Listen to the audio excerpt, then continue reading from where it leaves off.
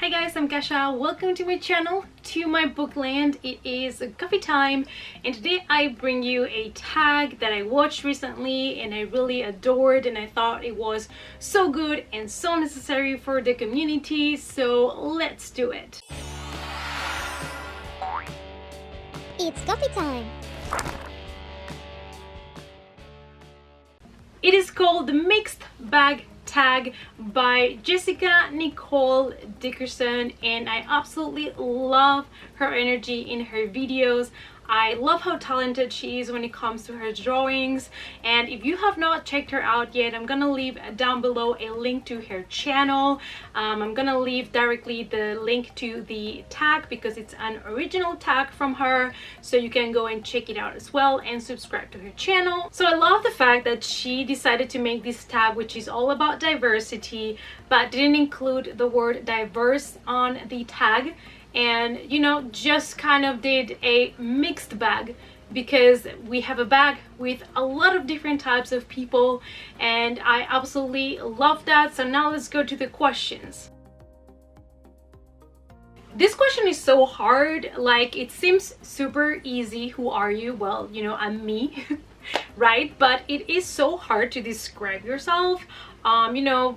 For all of you that don't know me, I am a Spanish girl living in Germany, and I am a little bit older than your regular booktuber, but I found booktube a couple of years ago and finally last year decided to open my own channel for the love of books, and I've been really enjoying it.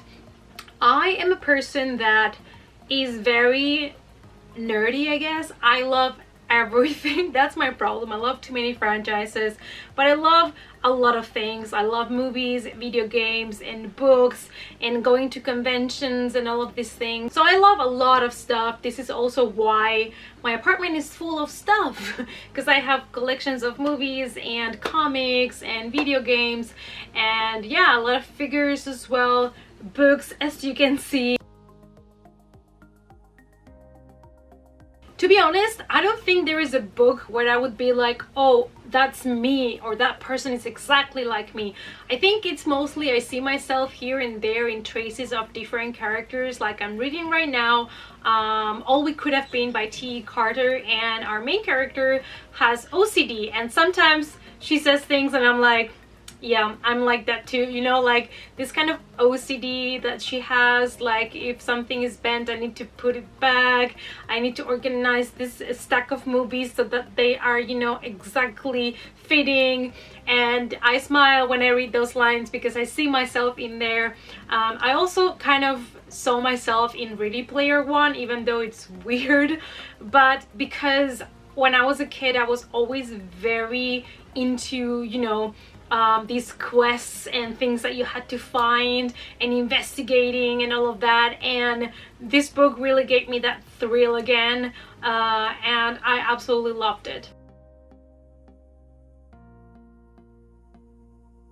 So the first book that came to mind is a book that I read about a witch, and I picked up this book actually at a convention at a Comic-Con in the Netherlands, and I picked the book up and it was in English, and I read that it was about a witch and I was like, oh, this is cool, I'm gonna take it.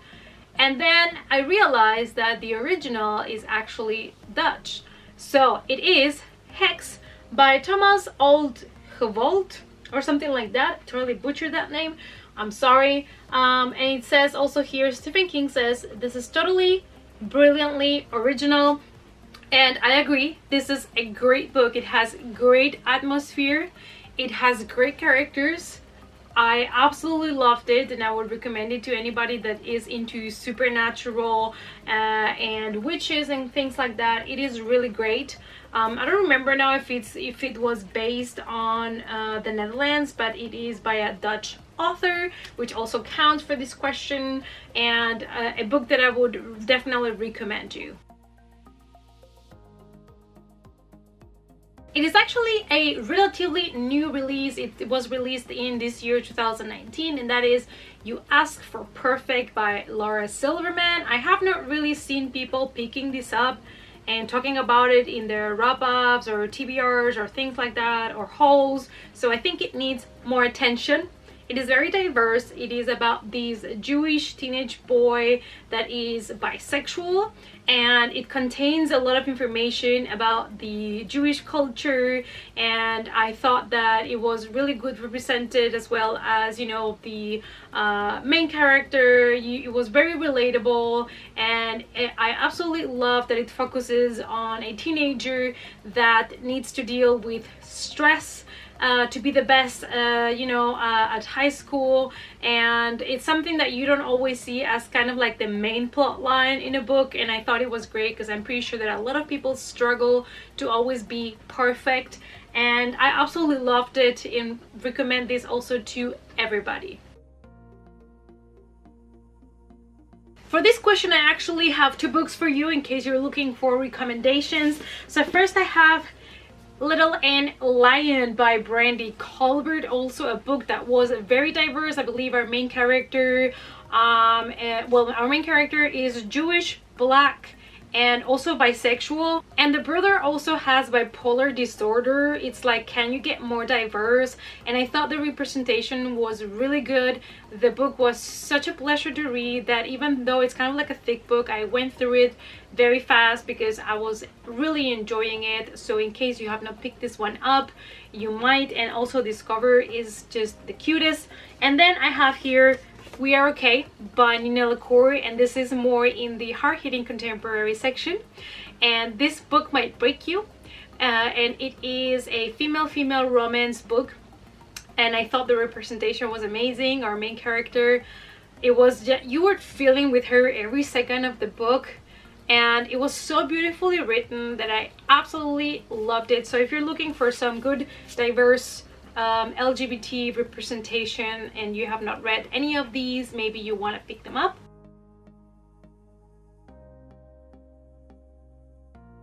I mean, here I could also pick this one, You Asked for Perfect by Laura Silverman, because it is about a Jewish bisexual boy. So it's a totally different background, being Jewish and having this different culture from mine. But in order to mention also another book here, I'm gonna pick The Poet X by Elizabeth Acevedo. And even though this has some Hispanic background, it is not the same. The culture is totally different from Spain to the Latin American countries that speak Spanish. It is very different when it comes to culture.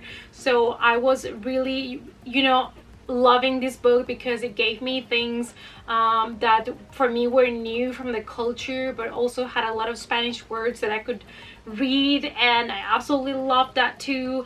And it is such a fantastic book, so beautifully written, that if you have not read it yet, I would also recommend this one to you. I'm recommending you to buy all the books. I know, I'm sorry. And this one also has another thing that makes it really special, and it is that it is written in verse, and it is fantastic, really easy to fly through. Her second book just came out, I think it's called With the Fire on High. So I'm really excited to pick that one up because that one is written in prose, and I cannot wait to see what she did with that book. So things that I would like to see more is, I've seen people mentioning all of these things, and the ones that I agreed the most were male representation when it comes to body insecurities and things like that, and bullying in that kind of sense. I think there are not too many books about fat boys, if you know what I mean. We have some really good books with good representation of thicker girls, but there's nothing that I know of out there for boys, for example, or other kind of body insecurities. And another thing for me would be that we can have a book without a romance. We can have a strong female character without her having to fall in love for a dude or a girl, or also a very strong male character without having to fall in love for the girl or the boy. Like, why not? Why cannot we have books without romance? I feel like all books have romance, nearly all of them, in some way. And I always had this thing with Disney movies that I enjoy them for what they are, but they were always very based on Prince and Princess, or you know, Damsel in Distress and Prince.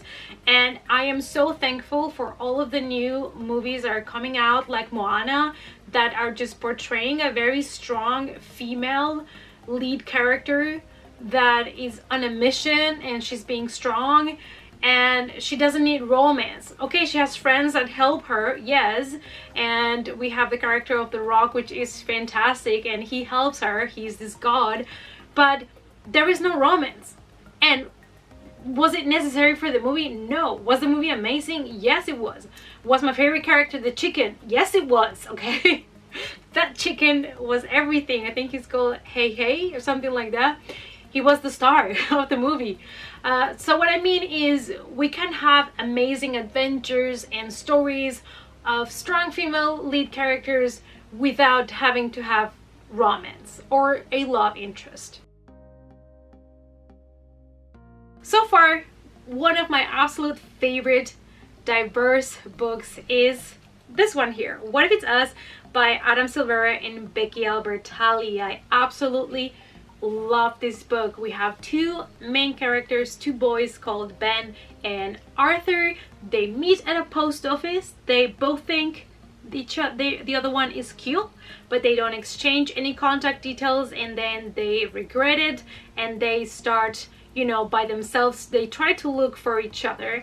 And the way the book is written is you get a chapter from Ben, a chapter from Arthur, and so. They are kind of like written from both different perspectives, which makes it really interesting. And fun fact is, my favorite character is not any of the main characters, but one of our main characters' best friend, Dylan, because he makes all the good jokes. And there's also a lot of references to Harry Potter here, which I appreciated as well. And I love this book so much that I want to reread it, and I want to tab the heck out of it.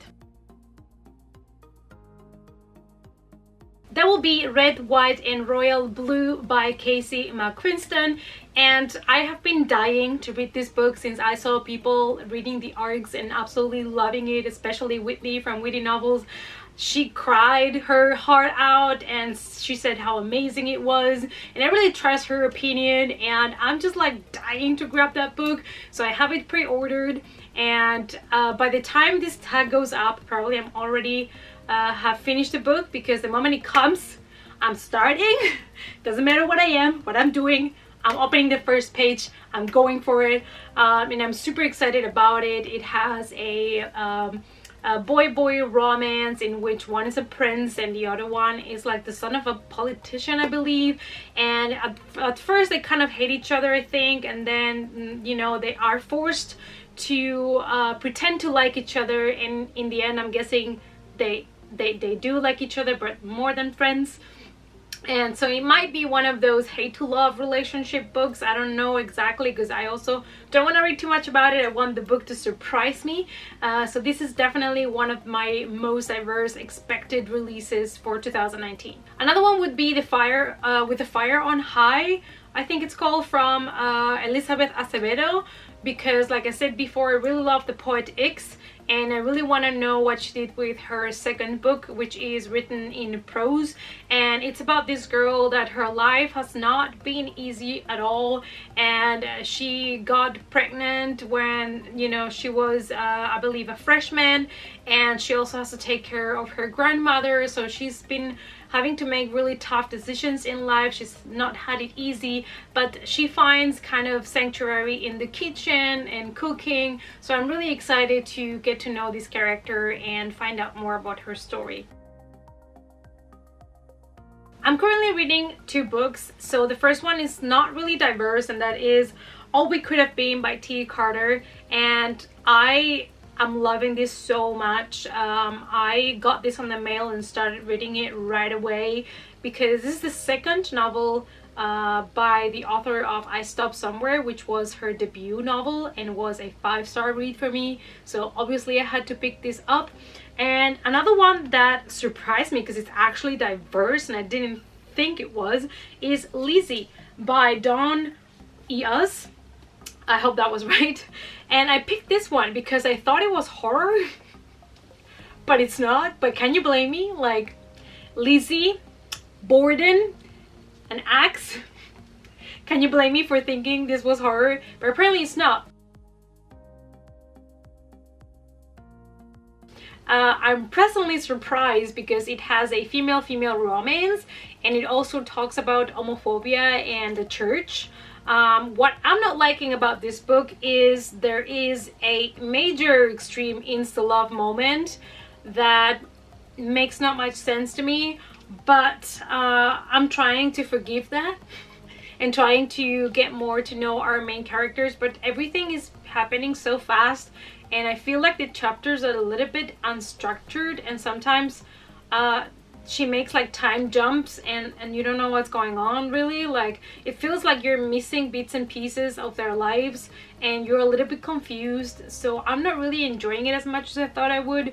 And it has nothing to do with the fact that I thought it was horror and then it wasn't, because you know I read basically anything, so that is not the problem. But there's something about the way it's written and the chapters are structured and this insta love that I'm not 100% sure of, but I'm still gonna try and finish it. Alright guys, so this was the mixed bag tag, and I really hope that you enjoyed it, and the link to the original creator of the video, it's gonna be down below, so go check her out and give her lots of love. She is a lovely human being and you will love her vlogs. Just give them a watch. I'm also gonna leave down below for you all the questions in a list so you have easy access to them in case you want to do this tag. I'm gonna tag also some peeps down below and let you know to everybody that is tagged also in Twitter, so you'll be tagged there as well. Let me know which is your absolute favorite diverse book. Let me know down below in case I have not read it, and then I can also pick it up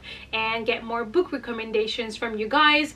Thanks so much for watching. Give the video a thumbs up for support. Subscribe to the channel if you want to follow me in other channels. I have a Facebook, a Twitter, and an Instagram, and the links to that are also in the description box down below.